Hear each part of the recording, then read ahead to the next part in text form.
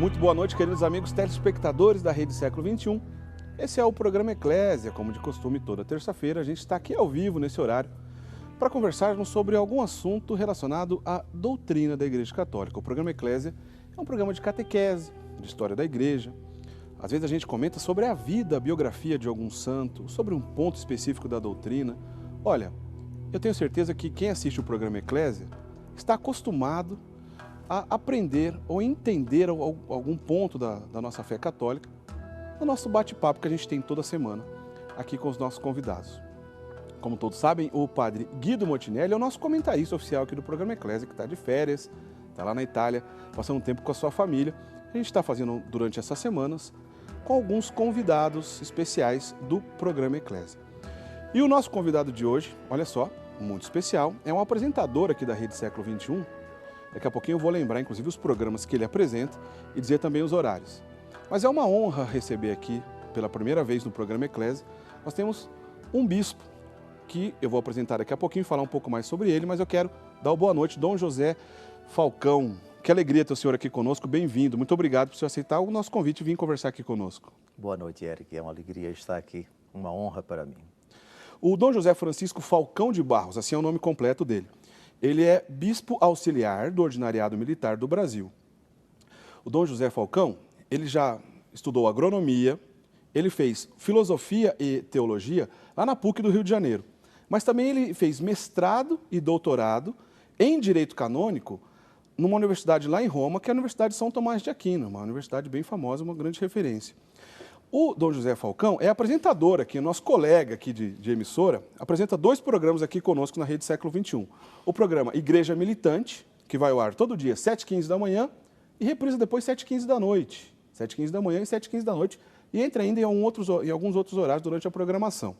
Que é um programa, é uma catequese, pílulas de catequese diária, podemos definir o programa assim? Sim.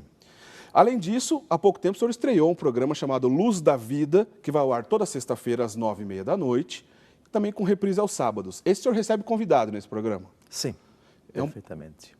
Em todos eles a gente vai conseguir ter formação, catequese e vamos conhecer um pouco mais da doutrina católica. Também o senhor trabalha nesse sentido, né? Exatamente. Muito bom. Olha só, gente, e o tema do programa de hoje, nós vamos conversar, é um tema muito interessante, muito rico. Você que está acostumado conosco no programa sabe que você pode interagir aqui com a gente, mandando e-mail, mensagem via WhatsApp, também enviando perguntas por telefone. Nossos contatos vão ficar disponíveis para você aí no seu vídeo. Nós vamos falar sobre um tema que eu diria que é um pouco difícil lidar com esse tema, mas é um tema preciso e necessário para um bom entendimento para todo mundo que quer aprofundar em assuntos relacionados à nossa doutrina católica. Existe salvação fora da Igreja Católica? É possível encontrar salvação fora da Igreja Católica? Esse é o norte, essa pergunta vai nortear a nossa conversa. Mas nós vamos conversar bastante sobre a prefiguração da Igreja Católica. Será que a Igreja Católica, desde sempre, foi pensada por Deus como a gente conhece hoje? Quais são os indícios que a gente tem para entender tudo isso? É sobre esse assunto que eu vou conversar então com o Dom José Falcão. E mesmo que a gente logo de cara não responda essa pergunta, que não é tão simples de ser respondida, se existe salvação fora da igreja, acompanhe o programa até o final, que a gente vai entrar nesse assunto. Porque primeiro, na primeira parte, vamos começar sobre a história da prefiguração então, Dom José. Pelo conceito inicial da própria palavra prefiguração, o que significa isso? A etimologia dessa palavra, pré, significa antes, figura, imagem. Prefiguração seriam aquelas imagens que antecedem uma realidade. Quando se fala de prefiguração da igreja, significa aquilo que aconteceu antes de ela ser instaurada, instituída, realizada, visibilizada no mundo por meio de nosso Senhor Jesus Cristo. Os sinais que antecederam, que prepararam, por assim dizer, os sinais que já anteviam, que já indicavam, que já sugeriam que mais para frente tal realidade se concretizaria. Deus sendo eterno, é praticamente tranquilo e lógico a gente pensar que desde sempre ele pode ter pensado isso, já sendo que ele é eterno, ele pode ter essa ideia desde sempre. Onde que a gente encontra indícios para a gente tentar entender o projeto de Deus para a igreja, vamos chamar talvez de esboço, do que a Igreja Católica é, sua missão, sua função e toda a realidade, tanto teológica como pastoral, enfim. Onde que a gente encontra esses indícios para conseguir afirmar que realmente Deus pensou a Igreja há muito, muito tempo, antes da Igreja existir como instituição? No prólogo do Evangelho segundo João, a gente tem a resposta. O primeiro versículo do quarto Evangelho é: no princípio era o verbo estava junto de Deus e o verbo era Deus. Certo. Mais na frente, ainda no mesmo primeiro capítulo, é dito que tudo foi feito por ele e sem ele nada foi feito. Ele não é apenas aquele por meio do qual o Pai, na força do Espírito, faz todas as coisas, mas também ele é o modelo, ele é o protótipo de toda a criação. Portanto, já antes que o mundo fosse criado, esse projeto estava no coração de Deus. Deus quer que todos os homens se salvem e cheguem ao conhecimento da verdade, diz a 1 Timóteo, capítulo 2, versículo 4. E tudo que Deus faz, ele, na sua ciência divina, já vislumbra eternamente. E dado que a Igreja é a obra-prima da redenção, ela é a realidade idealizada por Deus do ponto de vista da criação decaída pelo pecado. Então se pode falar no particípio feminino de algumas palavras que são cruciais para nós compreendermos esse plano de Deus.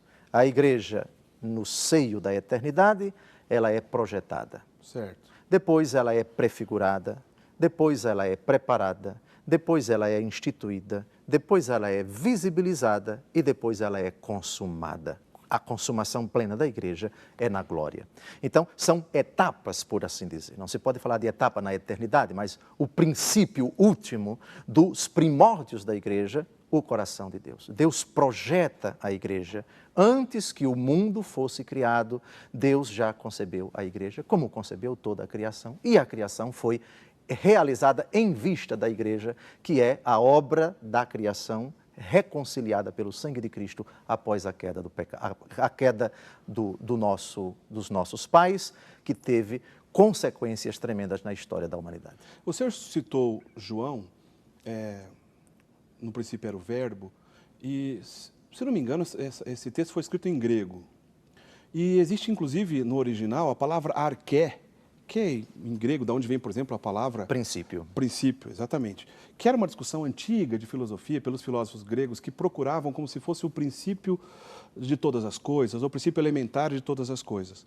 E tem uma resposta direta para essa arché, que seria o próprio Cristo, vamos dizer assim. Vamos dizer assim, não tem como fugir, é o próprio Cristo. Nesse sentido, de início e ser o próprio Cristo, fica um pouco...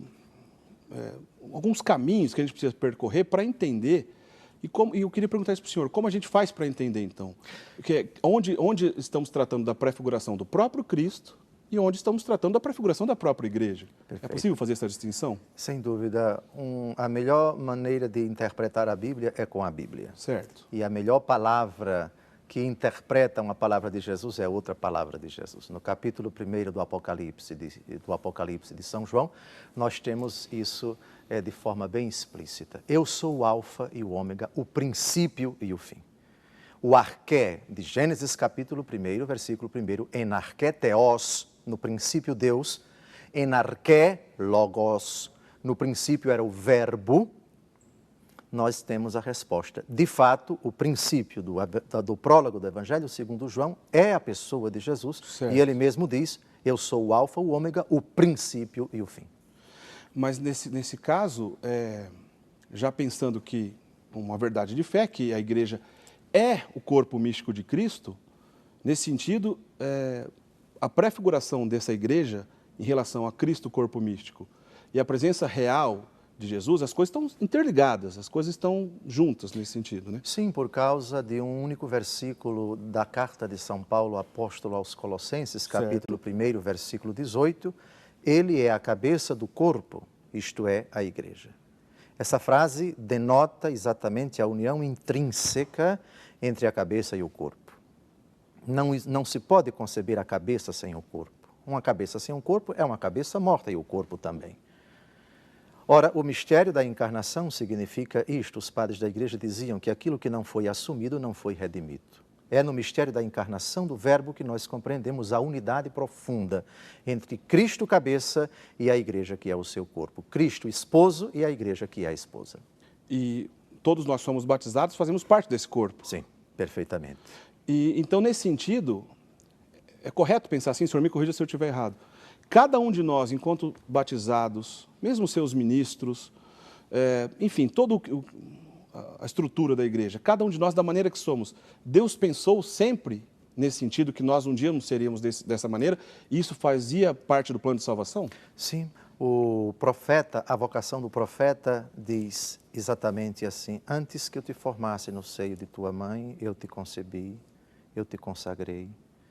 Toda a criação, antes que ela viesse à existência, já era concebida, já era querida, já era amada pelo Deus eterno. Na sua ciência infinita, antes de nos criar, Deus já nos ama, Deus já nos deseja, Deus já projeta no seu coração aquilo que nós haveríamos um dia de ser. E a finalidade da criação é conhecer, participar da vida de Deus, conhecê-lo, amá-lo, adorá-lo, servi-lo, proclamá-lo e participar da sua vida. Tanto é que o final da Bíblia não fala apenas da renovação dos seres humanos. O Senhor Deus é muito claro, citando o profeta: eis que eu faço novas todas as coisas. E fala também de um novo céu e uma nova terra. Ou seja, a consumação da criação não vai considerar apenas a felicidade sem fim para os homens, mas todas as criaturas, porque aquilo que Deus cria, Deus não cria para destruir. Nesse sentido, parece que aumenta em nós a responsabilidade em relação ao batismo. Parece não, é como se a gente tornasse presente de uma realidade maravilhosa e eterna, né? Sem dúvida. No final do Evangelho segundo Mateus, Jesus dá uma ordem que é muito sugestiva e que Santo Antônio de Pádua levou ao pé da letra. Jesus diz no Evangelho segundo Mateus, capítulo 28, ide pelo mundo inteiro e pregai o Evangelho a toda criatura. Não é a todos os seres humanos, é a toda criatura. Santo Antônio de Pádua pregava aos peixinhos, pregava aos pássaros. Aquela famosa passagem dele. Pois é. E isso também tem uma aplicação até, eu diria, cósmica. Se mais para frente descobrirmos seres de outros planetas lá na galáxia de Órion, na Via Láctea, para lá, para onde, sei lá onde conseguirmos chegar, se houver seres inteligentes, vidas em outros planetas, e admitir essa possibilidade não fere absolutamente a nossa fé. Se houver até uma prova da grandeza de Deus, diz o Salmo 18, os céus narram a glória de Deus e o firmamento anuncia a obra de suas mãos. Se tiver seres inteligentes de outros planetas, temos que levar a boa nova a essas criaturas. Se são bichinhos verdes de olhos esbugalhados, não interessa. A ordem de Jesus já foi dada, é a toda criatura, não é somente aos seres humanos.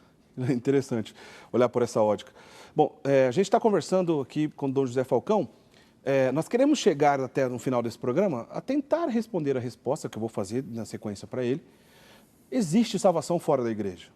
Existe? É possível uma pessoa se salvar mesmo não sendo da comunhão católica, vamos chamar assim? Mas antes, nós começamos a nossa conversa entendendo sobre a pré-figuração da Igreja Católica, que é um assunto rico, é um assunto extenso, porém é muito belo a gente entender essas verdades de fé. Eu vou fazer o seguinte, Dom José Falcão, nós temos aqui alguns trechos do Catecismo da Igreja Católica. Eu vou pedir para o Bruno colocar para a gente o 759, que naquela divisão que o senhor estava falando agora há pouco para a gente, né, a Igreja Católica que já foi projetada, pré-figurada, preparada, constituída e depois qual que o senhor visibilizada, visibilizada, manifestada no certo, mundo e consumada na glória. Eu tenho a impressão que esse trecho aqui do Catecismo da Igreja Católica diz respeito a essa preparação da igreja. Vamos ler, eu queria que o senhor comentasse para a gente. Põe para a gente, Bruno. Vamos lá, eu vou ler então. É o seguinte, a citação do Catecismo da Igreja Católica no número 759. O Pai Eterno, por libérrimo e arcano desígnio de sua sabedoria e bondade, criou todo o universo. Decidiu elevar os homens à comunhão da vida divina, a qual chama todos os homens em seu Filho. Todos que creem em Cristo, o Pai quis chamá-los a formarem a Santa Igreja. Esta família de Deus se constitui e se realiza gradualmente ao longo das etapas da história humana, segundo as disposições do Pai. Com efeito, desde a origem do mundo, a Igreja foi pré-figurada, foi admiravelmente preparada na história do povo de Israel e na antiga aliança. Foi fundada nos últimos tempos, foi manifestada pela efusão do Espírito e no fim dos tempos será gloriosamente consumada. Catecismo da Igreja Católica, no número 759. Bom, a gente está diante de um documento oficial da Igreja que faz parte do magistério, a verdade de fé. Aliás, a gente sempre diz aqui, né, a fé católica não é somente baseada nas Sagradas Escrituras. As Sagradas Escrituras, sim, porém, o Sagrado Magistério e a Sagrada Tradição também faz parte do tripé que está sustentado a fé católica. Está aqui uma boa dica para quem quiser se aprofundar nesse sentido, Dom José Falcão. Comenta para a gente esse trecho. Sim, o texto é muito rico e ele bastante cadenciado. Ele parte, na verdade, da Trindade. Deus desejou a igreja, Deus quis a igreja. Ela é a obra-prima, no sentido de que a criação, sem dúvida nenhuma, foi querida por Deus, mas Deus também, na sua ciência infinita, considerou, permitindo que a criatura feita à sua imagem e semelhança, dotada da capacidade de entender e de querer, um dia haveria de prevaricar, haveria de se afastar de Deus, de desobedecer a Deus.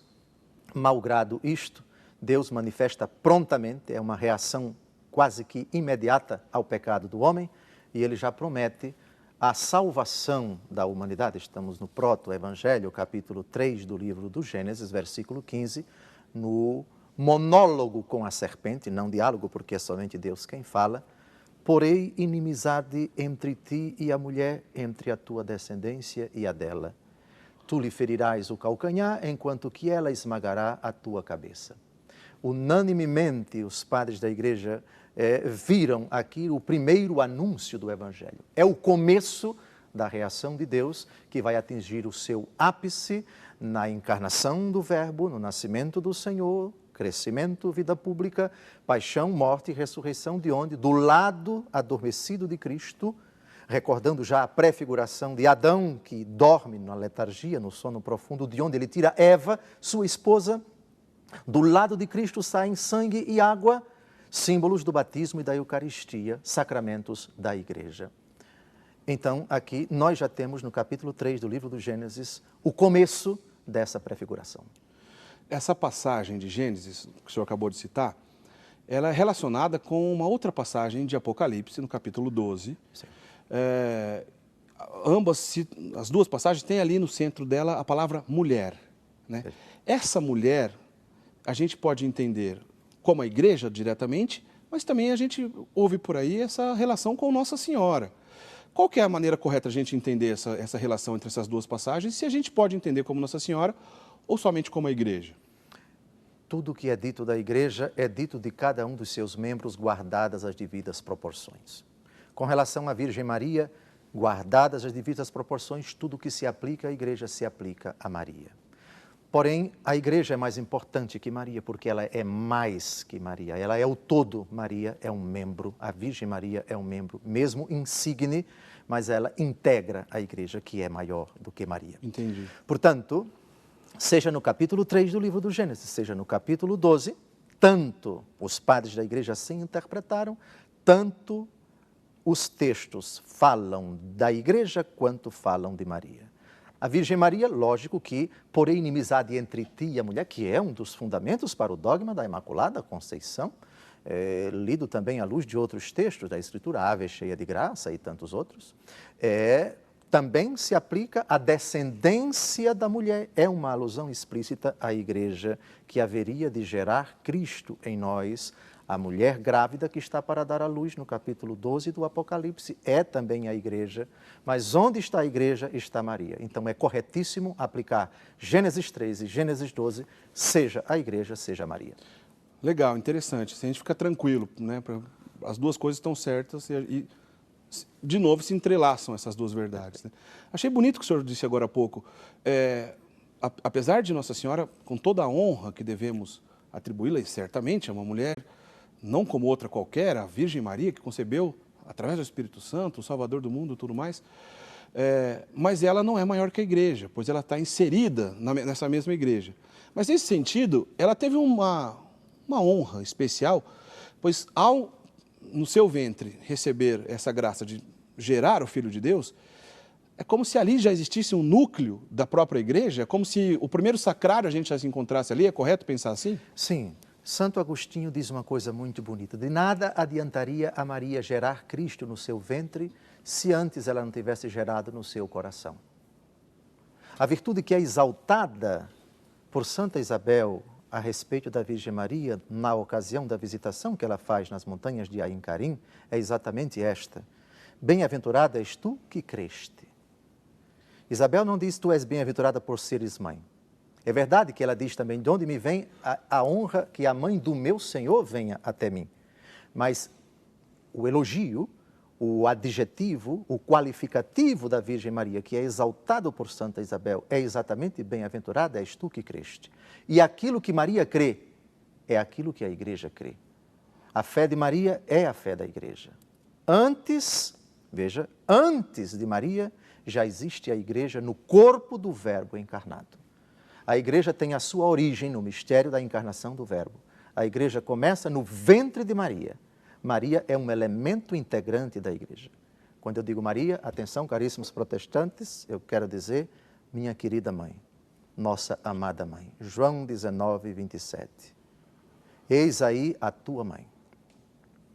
Com o devido respeito a quem encara Nossa Senhora simplesmente como uma mulher, ela não é uma simples mulher, ela não é um mero objeto, ela é mãe do nosso Senhor. Ela é a nossa mãe e isso foi dito por Jesus na cruz. Eis aí a tua mãe.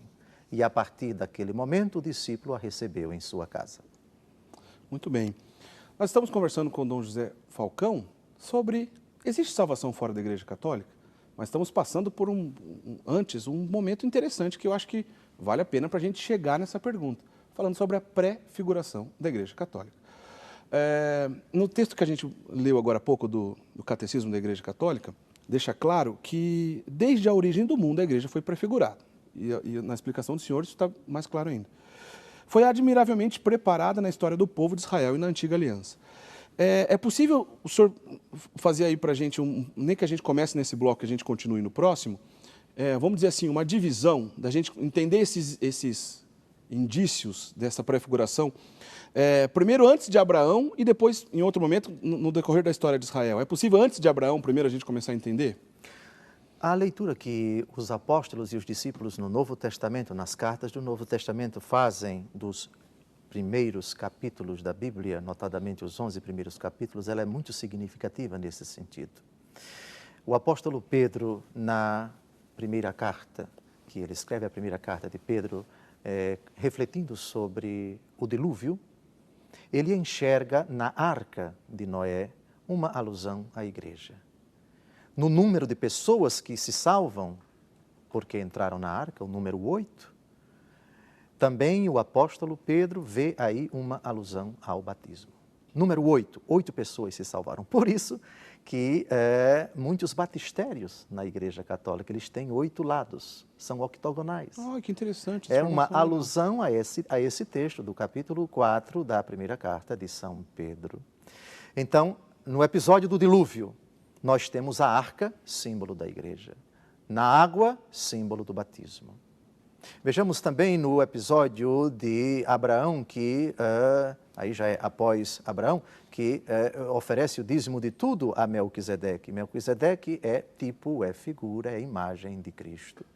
Mas vejamos também já no livro do Gênesis, nos primeiros capítulos, acerca da criação, antes não maculada pelo pecado, uma alusão, o Éden, aquela condição de felicidade, de justiça original, alguns padres da igreja veem como uma alusão à criação renovada, lavada, purificada pelo corpo de Cristo, pela morte e ressurreição do Senhor, pela força do Espírito Santo, a obra, a criação renovada, eis que eu faço novas todas as coisas, a igreja.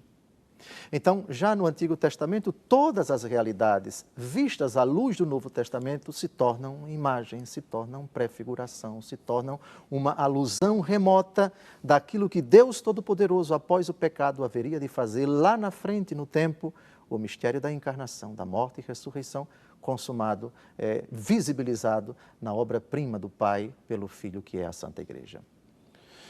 Isso continua depois em outros momentos após Abraão, né? Só que eu acho que essa história é um pouco mais longa e a gente já vai para o primeiro intervalo. Talvez não dê tempo da gente entrar nesse assunto. Vou falar na sequência para o senhor explicar isso para a gente. Na oportunidade, eu quero agradecer a Vicentina de Fátima Andrade, ela é de Carvalho, Minas Gerais. Ela está dizendo aqui que ficou sócia. A gente agradece muito, viu, Vicentina? Através de pessoas como a senhora, que é possível a gente manter essa obra de evangelização no ar. Se você ainda não é sócio, aproveita, liga para a gente. Pergunta para as nossas atendentes, olha, eu queria ficar sócio, qual é a melhor maneira possível de eu ajudar? Ou eu queria uma ajuda e mesmo assim não sou sócio, como é possível? Liga para a gente, as nossas atendentes vão te orientar. Em nome da dona Vicentina de Fátima Andrade, eu agradeço todos os nossos associados que acompanham o programa Eclésia. Como a gente vai para o intervalo daqui a pouquinho, e o assunto é longo para o próximo bloco, só uma curiosidade para a gente entender. No trabalho do senhor, ordinariado militar, ele trabalha diretamente com o quê? Como é que as paróquias militares atuam e onde isso acontece? A jurisdição do ordinariado militar é sobre todos os militares e seus familiares. Do ponto de vista do espaço, a Spirituale Militum Cura de São João Paulo II, que é uma constituição que erige canonicamente os ordinariados militares, é dito que a jurisdição do arcebispo militar, do ordinário militar, sobre todos os espaços e ambientes reservados aos militares. Todos os militares brasileiros que trabalham, que atuam em determinados espaços reservados para eles, sejam dentro ou fora do território nacional, as forças de paz no Haiti, por exemplo, nós temos no sul do Líbano, no norte de Israel e em alguns outros lugares do mundo, onde há militares e espaços e ambientes reservados aos militares, o arcebispo militar tem jurisdição primária e principal. E os fiéis, por assim dizer, as ovelhas do arcebispo militar, que é o pastor castrense, o pastor do rebanho militar, são todos os militares da ativa e da reserva remunerada, do Exército, da Marinha, da Força Aérea, das polícias militares, dos corpos de bombeiros militares e os seus familiares. Quer dizer, as Forças Armadas, as Forças Auxiliares, os seus familiares, claro, estão todos juntos. A pessoa, por exemplo, se aposentou, era militar, se aposentou, ela continua sob jurisdição do ordinariado militar ou não? Sim, o militar, quando vai para a reserva remunerada, ele continua sendo militar. Entendi. Muito bem, o programa de hoje tem a honra de receber D. José Falcão aqui. A primeira vez que o programa Eclésia, pelo menos desde quando eu apresento o programa, que a gente tem a honra de receber um bispo. Nosso colega aqui da casa, olha que honra dizer, hein? Nosso colega aqui, apresentador da TV Século XXI, D. José Falcão apresenta a Igreja Militante, como eu estava dizendo no início do programa, todo dia, 7h15 da manhã e 7h15 da noite, você pode acompanhar o programa Igreja Militante, pílulas de catequese, né? Sempre, o senhor começa um assunto e vai continuando na sequência ali, todo dia a pessoa pode acompanhar um aprendizado diário, né? É verdade, nós desdobramos nos programas seguintes o raciocínio que não foi esgotado no programa anterior. E também o programa Luz da Vida, esse é mais novo, vai ao ar toda sexta-feira, às 9h30 da noite, também tem reprise aos sábados, meio-dia. Daqui a pouquinho a gente vai para o intervalo, daqui a pouquinho a gente continua a conversa com o senhor. Quero lembrar também a todas as mulheres, hoje é Dia Internacional da Mulher, para as mulheres e para os homens que estão assistindo o programa, acesse o nosso site rs21.com.br, é o portal da Rede Século XXI, lá tem informações sobre todos os nossos programas. Se você achar lá o programa Eclésia, procura lá no menu certinho, acha o programa Eclésia, você vai clicar em vídeos, todos os programas Eclésia que a gente faz aqui vão estar disponíveis. 2 programas nesse Dia Internacional da Mulher que eu quero indicar para quem ainda não assistiu. Fizemos um programa falando sobre as mulheres do Antigo Testamento e outro programa falando sobre as mulheres do Novo Testamento. Esses 2 programas foram ao ar no ano de 2014, a gente fez com o Padre Guido. Vale a pena você assistir porque foi bem legal. Só acessar o nosso site, assistam esse e outros programas. Como eu disse, todos os nossos programas estão lá disponíveis para você. A gente vai para o intervalo, daqui a pouquinho a gente volta, continuando a conversa aqui com o D. José Falcão, que tem muita coisa legal pela frente ainda. Não sai daí, a gente volta já já.